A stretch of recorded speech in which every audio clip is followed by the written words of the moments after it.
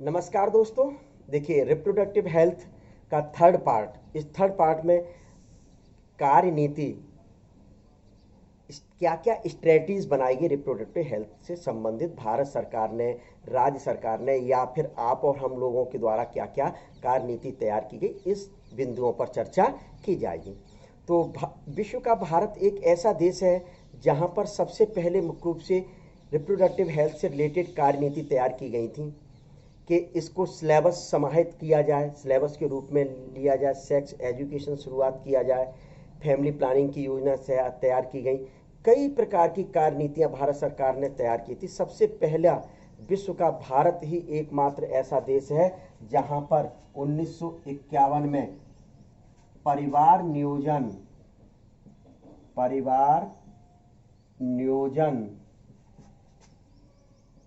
कार्यक्रम चलाया गया था, यानी कि फैमिली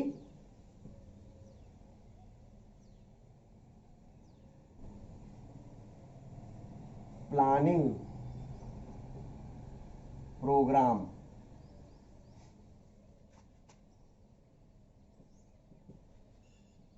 नाइनटीन 1951 में, इस 1951 में ये जो प्रोग्राम तैयार किया गया, कार्यनीति बनाई गई भारत के द्वारा सबसे पहले, इसके तहत 1977 में आरसीएच प्रोग्राम भी तैयार किया गया। 1977 में इस आरसीएच का क्या मतलब है?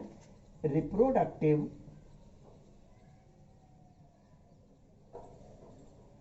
And child health, reproductive child health programme 1977 में मुख्य रूप से तैयार किया गया। इन दोनों प्रोग्राम के तहत क्या स्ट्रेटजीज थी, इनके अंतर्गत क्या कार्य नीतियां थी जो लागू की गई भारत सरकार के द्वारा, वे निम्न है। सबसे पहला देखें,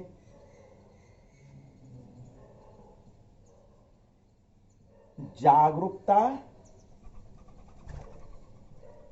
संबंधी उपाय। जागरूकता संबंधी उपाय अर्थात क्या योजना कह सकते हैं इसको? प्लानिंग अबाउट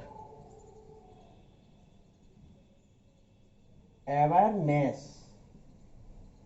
सबसे पहला कार्य नीति का बहुत अच्छा बिंदु था कि समाज में मुख्य रूप से रिप्रोडक्टिव हेल्थ की जागरूकता लाना चाहिए। क्या? तो जागरूकता संबंधी शब्द यानी अवेयरनेस लोगों में होगा तो निश्चित तौर पर मुख्य रूप से आज आप और हम लोग अच्छा समाज दे सकते हैं। प्रजनन के तौर पर, प्रजनन स्वास्थ्य के लिए बहुत अच्छा समाज तैयार कर सकते हैं जागरूकता देकर लोगों में। जागरूकता यदि लाना है तो बड़ों की भूमिका बहुत महत्वपूर्ण रखती है। तो यहां लिख दें बड़ों की भूमिका, यानी कि role of elders. Role of elders कि प्रजनन स्वास्थ्य संबंधी जानकारी प्रदान की जाए समाज में। तो ये आप और हम लोग जो एडल्ट हो चुके हैं, जिनकी उम्र हो चुकी है, अर्थात 30, 35, 40 साल के, 25 साल के हो चुके हैं, तो इनको इस योजना के तहत लगाना चाहिए कि समाज में मुख्य रूप से सही ढंग से प्रजनन स्वास्थ्य के बारे में बताया जाए, जिसके फलस्वरूप विभिन्न प्रकार के रोग नहीं होंगे या इस प्रकार की से जनसंख्या नहीं बढ़ेगी। तो बड़ों की बहुत बड़ी भूमिका होती है। दूसरा, यौन शिक्षा। कार्यनीति का ये बहुत महत्वपूर्ण पॉइंट था। Sex education. आप और हम लोग जो सिलेबस पढ़ते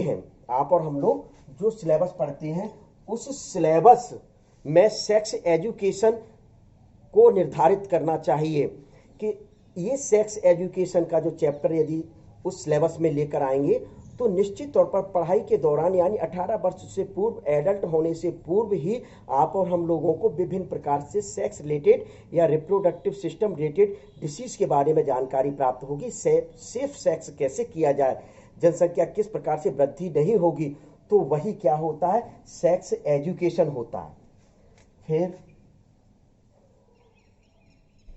परिवार नियोजन।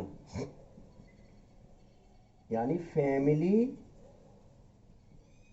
प्लानिंग। भाई फैमिली प्लानिंग किस प्रकार से की जाए? पता चलता है कि एक परिवार में 5-5, 7-7 बच्चे हैं। भाई अब लोगों को यही नहीं पता है कि कौन कौन सी मेथड है, कौन कौन से उपाय हैं संतान अधिक ना करने के लिए। तो स्वाभाविक है, सेक्स एजुकेशन को यदि सिलेबस में समाहित कर दिया जाएगा, रिप्रोडक्टिव हेल्थ को आप और हम लोग अध्ययन करेंगे, तो आप और हम लोगों को फैमिली प्लानिंग की विभिन्न प्रकार की मेथड की जानकारी प्राप्त होगी, जिसके कारण जनसंख्या सीमित रह सकती है। तो अगला पॉइंट क्या लिख सकते हैं? अनियंत्रित जनसंख्या। भाई जो जनसंख्या आज, हाँ लिख दें, अनकंट्रोल्ड